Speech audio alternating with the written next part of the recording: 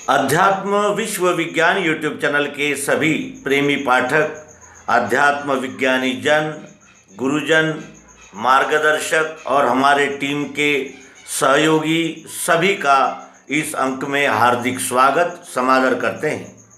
मित्रों, आज स्वामी डॉक्टर श्री जीवनानंद जी चैतन्य, इनका जन्म शताब्दी वर्ष है। जन्म शताब्दी की आज यानी 100 वर्ष उनको पूरे हुए हैं और स्वामी जी हम में से 2-3 साल पहले विदा हो गए और वो उनका विदा होना एक ऐसे महान ज्ञान सूर्य का अस्तांचल को जाना है और जिसके एहसास, जिसका अनुभव हम सभी आध्यात्मिक विज्ञानी जनों को है। मित्रों, एक व्यक्ति आता है तो प्रकाश ही हो जाता है और एक व्यक्ति आता है तो अपने साथ किल्बिश अंधेरे का राज जलाता है। और यह विश्व, ये दोनों भावनाओं का, दोनों भूमियों का संयोग है। दिन है तो रात है, अच्छाई है तो बुराई है। और इस प्रकार ये क्षर अक्षर, ऐसी ये दो भूमिकाएं हैं। क्षर पर विश्वास रखने वाले, क्षर को यानी आधार मानकर अपने जीवन को जीने वाले, ये आसुरी प्रवृत्ति के होते हैं। वो उनका कहना होता है कि केवल प्रकृति ही सत्य है, अन्य कुछ भी सत्य नहीं है। खाओ पियो मज़ा करो, क्या रखा है ज़िंदगी में, और किसने देखा पाप क्या है पुण्य क्या है। अभी जो हो रहा है वही सत्य है। और भले ही ऋण निकाला जाए, भले ही कर्जदार हुए जाएं, लेकिन यहाँ सब मौज मज़ा करना ही जीवन है। और जो अक्षर में जिनकी श्रद्धा होती है, वो इस विश्व के साथ अपनत्व का व्यवहार करते हैं। आप सहित गोविंद, इस बात को वो जानते हैं और उन्हें हम सात्विक कहते हैं। और उन सात्विक व्यक्तियों में जो अनेक प्रकार की योग्यता धारण करके आते हैं, वो एक महान विभूति कहलाते हैं। और ऐसी ही महान विभूति स्वामी जी थे, ये हम सब जानते हैं। उनके सहवास का सुगंध ऐसा था कि जब तक आप उनके सहवास में रहे, तब तक के आपको ज्ञानामृत मिलता ही रहा। और ज्ञान की पिपासा, जितना हम ज्ञान प्राप्त करते हैं, उतनी ही ज्ञान प्राप्ति की पिपासा हमारी बढ़ती ही जाती है। और ये बात सब तरफ से सत्य है। जैसे हम विषयों का यानी आसक्ति रखते हैं, विषयों में ज़्यादा आसक्त लिप्त होते हैं, तो उसकी यानी रुचि और पाने की जो प्रयास है उसमें वेग आ जाता है। तो हम सच्चरित्र, सद्विचार और कल्याणदायी मार्ग की ओर चलना प्रारंभ करते हैं, तो उधर भी हमें विश्वरूप परमात्मा सहायता करता है और ऐसी विभूतियों का संयोग लाता है कि जिससे हमारा जीवन यानी परिपूर्ण हो जाता है और जिसे कहते हैं कि हम कृतकृत्य हो जाते हैं, कल्याणकारी हो जाता है हमारा संपूर्ण जीवन। इस तरह का ऐसा ही एक अद्भुत जीवन श्री जीवनानंद जी महाराज, जीवनानंद जी चैतन्य, सचमुच ही वो जब तक जहाँ भी रहे वो चैतन्य का ही आदान प्रदान करते रहे। और उनका स्वभाव जैसे नारियल होता है, ऊपर से कठोर और अंदर से अत्यंत मुलायम, उसी तरह उनका स्वभाव था।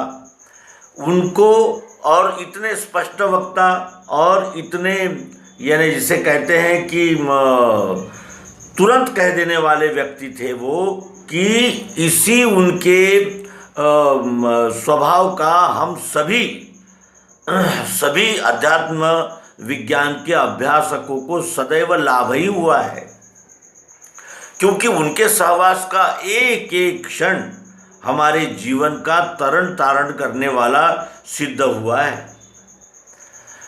कुछ बातें उनके विषय में अवश्य ही कहनी चाहिए, क्योंकि आज हम उनका पुण्य स्मरण कर रहे हैं। उनकी स्मृति इतनी तीक्ष्ण थी और उनका जो जिसे कहते हैं कि पाठांतर इतना अद्भुत था कि विषय निकला और उस विषय पर उन्होंने पढ़े हुए साहित्य में से कोई न कोई मंत्र रुचा, कोई न कोई जिसे कहते हैं अभंग या प्रमाण, और वो सदैव ये कहते थे हम सभी को कि आप कहते तो ठीक हो लेकिन प्रमाण नहीं बताते, कौन से ग्रंथ में क्या कहा गया है इसका प्रमाण देना चाहिए, क्योंकि प्रमाण देने से हमारी बातों पर लोग ध्यान देते हैं। ये वो सदैव कहते थे। लेकिन सभी की स्मृति उतनी तीक्ष्ण नहीं हो सकती, और उतनी तीक्ष्णता अनंत जन्मों के प्रयासों का ही फल है। ये आज हम उनके जीवन का स्मरण करके अवश्य ही कह सकते हैं। अत्यंत निगर्वी और अमानित्व, अदम्भित्व आदि जो लक्षण श्रीमद् भगवद गीता में बताए गए हैं, उनका मूर्तिमंत स्वरूप स्वामी जी थे। और यानी अब उनके विषय में हम क्या कहें और क्या न कहें, यही हमारे ध्यान में नहीं आ रहा है मित्रों। ऐसा ये अवर्णनीय सहवास हमें प्राप्त हुआ और उसी सहवास का सुगंध हम आप तक पहुंचा पा रहे हैं। ये यानी जिसे कहते हैं कि दुग्ध शर्करा योग हुआ है और स्वामी जी हमारे हृदय में है। स्वामी जी का स्मरण न हुआ हो ऐसा एक क्षण भी हमारे जीवन में नहीं रहता, क्योंकि उनसे जो हमने पाया है वो यानी अत्यंत मौलिक है, और वो मूल्यवान सिद्धांत, मूल्यवान मार्गदर्शन देने वाले प्रिय स्वामी जी, ये हमारे आध्यात्मिक और उन्नति के लिए एक आदर्श है और एक हम गंतव्य मानते हैं। स्वामी जी का गीता पर व्याख्यान, स्वामी जी का गीता स्पष्टीकरण करने का यानी जो तरीका था, जो पद्धति थी, वो अद्भुत थी और उनकी बात समझ में आती थी। ये वक्ता का अत्यंत मौलिक गुण होता है कि वो जो कहना चाहता है वो यानी सिद्धांततः और स्पष्ट रूप से सुनने वाले के हृदय तक जाए। और ये गुण स्वामी जी के वक्तृत्व में हमने सदैव देखा कि उन्होंने जो कहा वो तुरंत ध्यान में बैठा, और वो अपना वक्तृत्व जब प्रस्तुत करते थे तो उदाहरण देते थे और व्यावहारिक उदाहरण रहने से उनकी बात समझ में आती थी। दूसरा, उनका एक महत्वपूर्ण गुण ये भी देखने में आया कि उनसे हमने जब भी शंका प्रदर्शित की उनके सामने, उन्होंने तुरंत हमारा समाधान किया, एक क्षण भी कभी नहीं टाला, एक क्षण भी नहीं। और वो यही चाहते थे कि हम जब तक सत्संग में उनके सहवास में हैं तब तक हम केवल अध्यात्म की ही चर्चा करें और अध्यात्म की ही जिज्ञासा करें। और ये उनका अनुशासन आज हमारे परम लाभ का कारण बना है। एक क्षण का उपयोग सद्गुरु के सानिध्य में, एक क्षण का उपयोग केवल कल्याण और उद्धार की दिशा में ही होना चाहिए। ये महत्वपूर्ण अनुशासन हम श्री स्वामी जी से पा सके। और स्वामी जी के विषय में ये भी कहा जा सकता है कि कर्मठता, जीवन के अंतिम क्षण तक अध्यात्म विज्ञान का प्रसार प्रचार करते ही रहे। कभी उन्होंने अध्यात्म विज्ञान के मुमुक्षुजनों का यानी आग्रह नहीं टाला और संपूर्ण वर्ष भर वो कार्यक्रम करते ही रहते थे और अध्यात्म विज्ञान की जागृति जन जन तक पहुंचाने के लिए उन्होंने किया हुआ कार्य ये अनुपमेय है। उसके अनंतर केंद्रीय अध्यात्म विज्ञान शाला इसके सदस्यों की संख्या सतत बढ़ती चली जा रही है और जो सम्मेलन होते हैं उनकी व्यापकता बढ़ती चली जा रही है। तो इतने सब यहाँ अध्यात्म विज्ञानी इकट्ठे होंगे, वो कहाँ रहेंगे, किस प्रकार की व्यवस्था होगी, उनके भोजन के लिए कक्ष बनना चाहिए, उनके विश्राम की व्यवस्था अच्छी होनी चाहिए। इस प्रकार से वो सतत अपने संपूर्ण जीवन भर लगे रहे और आज उसी का परिणाम है कि अध्यात्म विज्ञानशाला का मुख्यालय ओंकारेश्वर अत्यंत विशाल बन सका और उस विशाल वटवृक्ष के नीचे हम सब विज्ञानी वर्ष में 4 बार अवश्य ही मिलते हैं और एक दूसरे से अपनी आध्यात्मिक प्रगति का आदान प्रदान करते हैं। आचार्य जनों से हम अनुभव प्राप्त करते हैं, आचार्य जनों से हम अपने शंकाओं का समाधान प्राप्त कर सकते हैं। आज अद्यावत और अत्यंत उत्कृष्ट ऐसा ये केंद्रीय अध्यात्म विज्ञानशाला का परिसर है और स्वामी जी ने उसको व्यवस्थित करने में और उसको विशाल और विराट स्वरूप देने में जो योगदान किया है वो भी अद्भुत है और इसके हम सब साक्षी हैं। आज परम पूज्य श्री उमाशंकर जी चैतन्य, इनके हाथों में संचालक पद है और स्वामी जी का उनका जितना सहवास रहा वो भी एक अत्यंत मौल्यवान यानी ऐसी हमारे लिए धरोहर है। स्वामी जी के साथ वर्तमान संचालक का सानिध्य, उनका सहवास इतना घनिष्ठ रहा कि उस अमृत से वो अमृत झरते हुए आज हम तक लगातार पहुंच रहा है। उन्हीं के सानिध्य में हम सब अध्यात्म विज्ञान को जान सके, अध्यात्म विज्ञान को यथामति हम समझ सके और अध्यात्म विज्ञान को यानी सुनते तो है लेकिन उस मार्ग पर किस तरह अग्रसर हुआ जाता है, व्यवहारिकता उस अध्यात्म विज्ञान को हम कैसे आत्मसात कर लेते हैं, इसका साक्षात प्रत्यक्ष उदाहरण श्री स्वामी जी थे और उनका स्मरण सदैव बना रहेगा। स्वामी जी का वर्णन शब्दों में हो नहीं सकता, ये हम जानते हैं, लेकिन अध्यात्म विश्व विज्ञान के हमारे सभी प्रेमी पाठक, दर्शक और हमारे व्यूवर्स, इनके लिए ये हम प्रस्तुत कर रहे हैं।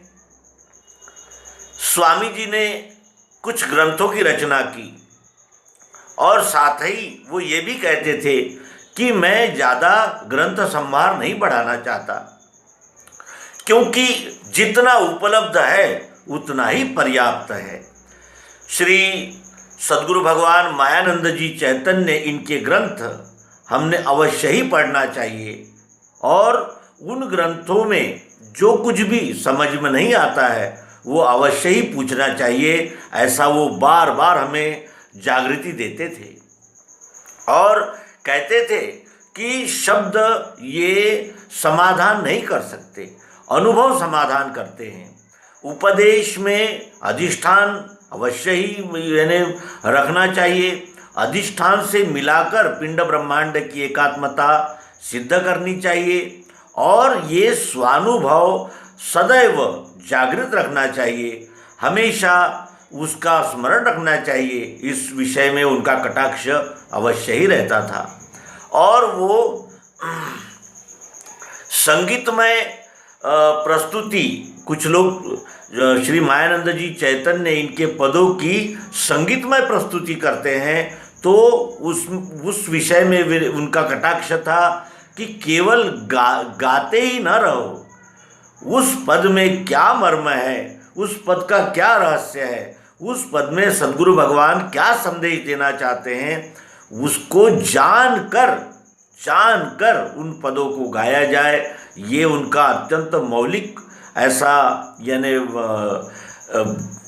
कहना चाहिए कि हिंट्स, उनकी सूचनाएं रहती थी। उनके प्रकाश में अध्यात्म विज्ञान का प्रचार कहाँ कहाँ तक हुआ इस विषय में हम कुछ हम बताने के लिए असमर्थ हैं। चारों ओर छत्तीसगढ़, महाराष्ट्र, पंजाब, हरियाणा, दिल्ली प्रदेश, उत्तर प्रदेश, मध्य प्रदेश, यानी इतना व्यापक उनका प्रचार कार्य है और वो प्रोत्साहन देते थे। इस अध्यात्म विज्ञान को और अधिक जन जन तक पहुंचाना ये उनका ध्येय था और इस दिशा में वो सतत प्रेरणा और प्रोत्साहन देते ही रहते थे। और उनके कार्यकाल में अध्यात्म विज्ञान शालाओं का इतना सुंदर प्रबंध रहा, उन्होंने इतनी जागृति दे दी कि हर उपकेंद्र में साप्ताहिक सत्संग होना चाहिए और हम सब मिलजुल कर बैठना चाहिए और सदैव अपने उपकेंद्रों को उन्नति की दिशा में ले जाना चाहिए, जिसके लिए हम सब ने प्रयत्नशील रहना चाहिए। ये उनका सतत मार्गदर्शन और सतत दिशा निर्देश रहा। ऐसे प्रिय स्वामी जी का आज हम स्मरण करते हैं और विश्वरूप परमात्मा इस समष्टि रूप से प्रार्थना करते हैं कि जैसे चंदन के सहवास में रहने वाली वस्तु को चंदन का सुगंध आ ही जाता है, ऐसा ही श्री स्वामी जी के सहवास का सुगंध हम सबको प्राप्त होता रहेगा। इन शुभकामनाओं को आप सहित सबको देते हुए नर्मदे हर सद्गुरु भगवान की।